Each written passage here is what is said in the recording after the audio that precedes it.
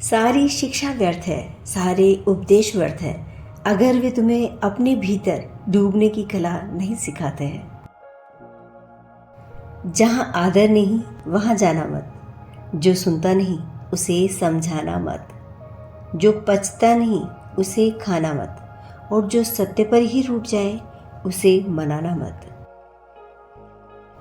गीता पर हाथ रखकर कसम खाई जाती है सच बोलने के लिए, मगर गीता पढ़ाई क्यों नहीं जाती सच जानने के लिए। अपना रास्ता स्वयं बनाएं, क्योंकि हम अकेले ही पैदा होते हैं और अकेले ही मृत्यु को प्राप्त होते हैं। इसीलिए हमारी किस्मत का फैसला हमारे अलावा कोई और नहीं कर सकता।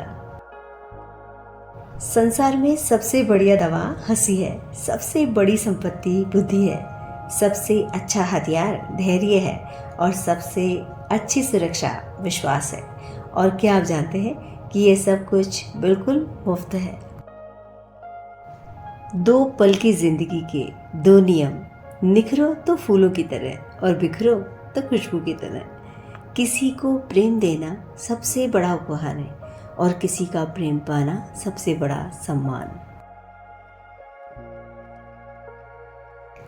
अच्छे दिनों का इंतजार न करें, क्योंकि अच्छे दिन के चक्कर में उम्र गुजर जाती है और फिर पता चलता है कि जो गुजर गए वही अच्छे दिन थे। बार बार रास्ता बदलने से नहीं मिलती सफलता। लक्ष्य बड़ा है तो धैर्य के साथ सही दिशा में आगे बढ़ो।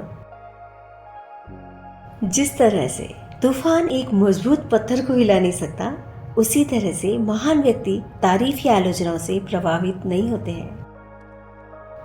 मोह खत्म होते ही खोने का डर भी निकल जाता है, चाहे व्यक्ति हो, वस्तु हो, दौलत हो या जिंदगी। शीतलता देने वाला चंदन भी ज्यादा घिसने पर आग पकड़ लेता है, इसलिए किसी की सरलता या विनम्रता का शोषण कभी मत कीजिए।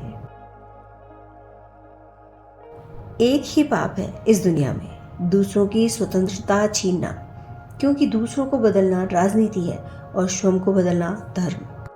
बात और विवाद दोनों को छोड़ देना चाहिए। स्वाद छोड़ेंगे तो शरीर को फायदा होगा और विवाद छोड़ेंगे तो रिश्तों को फायदा होगा।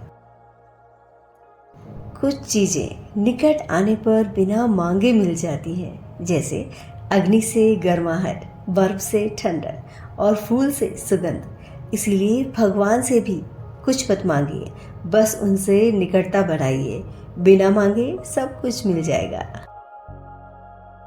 जीवन में कई बार हम बड़ी बड़ी परेशानियों से यूं निकल जाते हैं मानो कोई है जो हमारा साथ दे रहा है। उसी अदृश्य शक्ति को हम परमात्मा कहते हैं।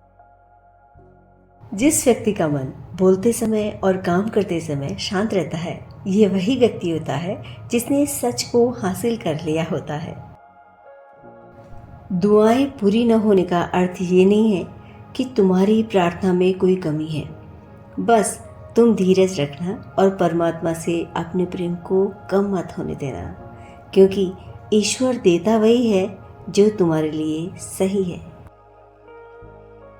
गुस्सा एक ऐसा भाव है जिसके अधिक बढ़ जाने से व्यक्ति के मानसिक और शारीरिक स्वास्थ्य पर बुरा असर पड़ता है। इसलिए गुस्सा ना करें। जीवन में थोड़ी बहुत चालाकी जरूर सीखनी चाहिए, इसीलिए नहीं कि आप किसी का इस्तेमाल कर सके, बल्कि इसलिए कि कोई आपका इस्तेमाल न कर सके। अगर आप तेजी से चलना चाहते हो तो अकेले चलें, लेकिन अगर दूर तक चलना चाहते हो तो साथ मिलकर चलें। दुनिया में कोई भी चीज कितनी भी कीमती क्यों ना हो, लेकिन नींद, आनंद और शांति से कीमती कुछ भी नहीं है। दुख तो जीवन का हिस्सा है, परंतु दुख में डूबे रहना तुम्हारी इच्छा है।